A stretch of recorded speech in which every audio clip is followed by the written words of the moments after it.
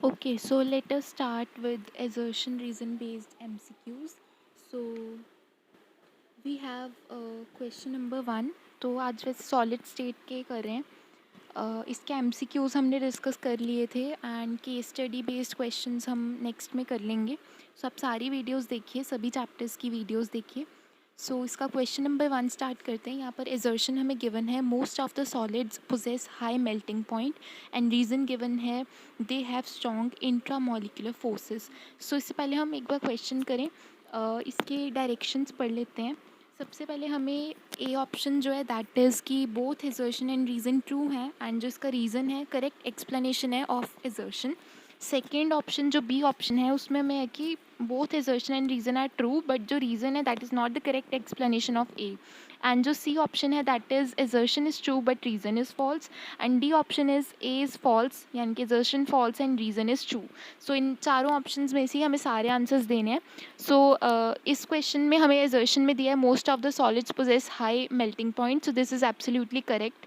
And reason है they have strong intramolecular forces of interaction. Yes, काफ़ी सही assertion and काफ़ी सही रीज़न भी है. सो दोनों एक तो स्टेटमेंट्स दोनों सही हैं एंड जो इसका रीज़न है that is the correct explanation of assertion. So हमारा ए ऑप्शन करेक्ट हो जाएगा. नेक्स्ट क्वेश्चन देखिए, amorphous solids possess a long range order in the arrangement of their particles. सो यहाँ पर अगर आप पहले ऑप्शंस एक बार देखो. यस, हमें फर्स्ट ऑप्शन में फॉल्स था. यस, डी ऑप्शन में हमारे पास है कि एजर्शन फॉल्स है, ओनली दिस ऑप्शन. ठीक है. सो इसका रीज़न पढ़ो. The formation of amorphous solids involves very rapid cooling. So यहाँ देखो, जो रीज़न है दैट इज़ बिल्कुल करेक्ट कि formation of amorphous solids involves very rapid cooling. Yes, this is correct. एकदम रैपिड कूलिंग होगी तो आराम से हमारा फॉर्मेशन होगा एमॉर्फस सॉलिड्स का. बट जो एजर्शन है amorphous solids possess long range order that is not correct. They possess short range orders. ठीक है. सो इसलिए हमारा एजर्शन फॉल्स हो गया एंड रीज़न जो है करेक्ट है. सो डी ऑप्शन हमारा आंसर है. थर्ड देखिए, crystalline solids are anisotropic in nature. So yes, this is correct. जो क्रिस्टलीन सॉलिड्स होते हैं वो एनीसोट्रॉपिक होते हैं. एंड इसका रीज़न देखो, some of the physical properties show same electrical and optical properties in different directions in stream in same crystal. So this one is not correct.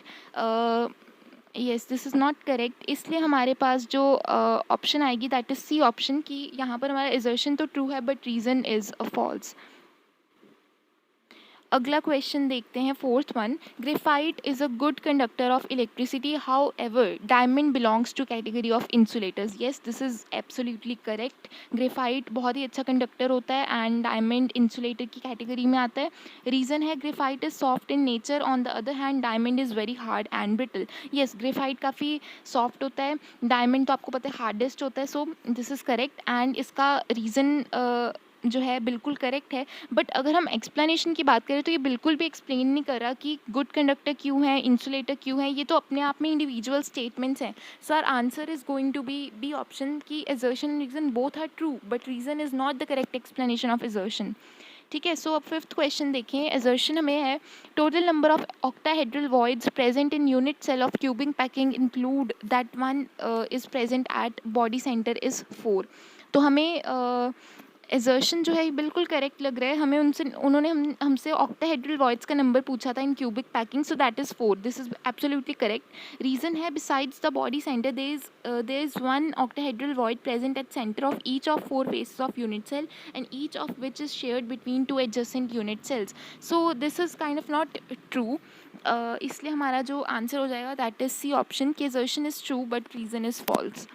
Sixth question देखेंगे. Assertion, a 2 dimensional arrangement where each sphere is in contact with 4 of its neighbors and has a 2D coordination number 4 is a square close packing arrangement. Yes, ये बिल्कुल सही statement है कि जो 2D coordination number है that is 4 for this structure.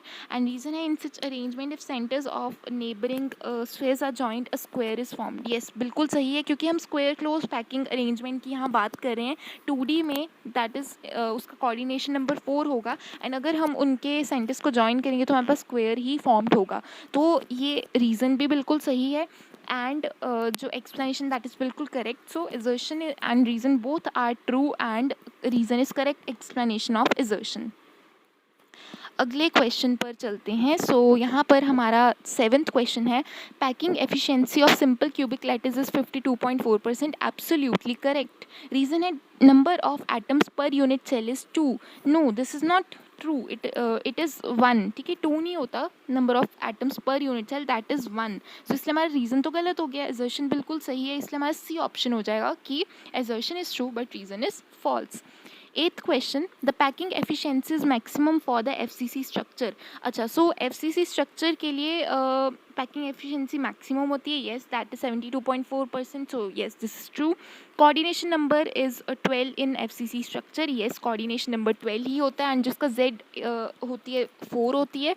सो हमें ये बिल्कुल सही लग रहा है, बट आपको नहीं लगता कि ये रीज़न जो है एक्सप्लेन नहीं कर रहा, राइट, कि पैकिंग एफिशिएंसी मैक्सिमम में क्यों होती है? So that is not the reason. So इससे हमारा बी ऑप्शन आएगा कि दोनों करेक्ट है but reason is not correct explanation of assertion.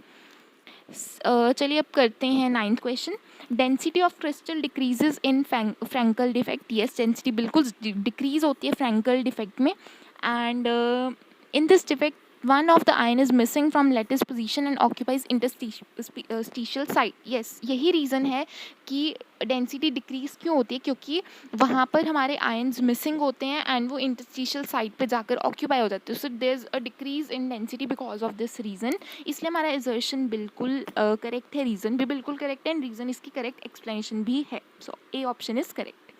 Last question पे देखते हैं, एजर्शन हमें गिवन है, Schottky defect arises when a non ionic solid is heated. So Schottky defect तो नहीं होता जब हम नॉन आयनिक सॉलिड को हीट करते हैं, that is known as vacancy defect. ठीक है, जब हम हीटिंग कर देते हैं नॉन आयनिक सॉलिड की तो वैकेंसी डिफेक्ट होता है, ना कि शॉर्टकी डिफेक्ट। रीज़न पढ़ते हैं, यानी कि एजर्शन तो हमारा फॉल्स हो गया, तो हमें आगे पढ़ने की भी वैसे तो ज़रूरत नहीं है, हमारा 4th ऑप्शन करेक्ट हो जाएगा। फिर भी एक बार रीज़न देख लेते हैं, it happens because some of the lattice sites are vacant in the crystal. Yes, अगर हमें यहाँ ऊपर वैकेंसी लिखा होता तो ये रीज़न बिल्कुल सही होना था। So yes, reason is true but assertion is false, इसलिए हमारा डी ऑप्शन करेक्ट हो गया।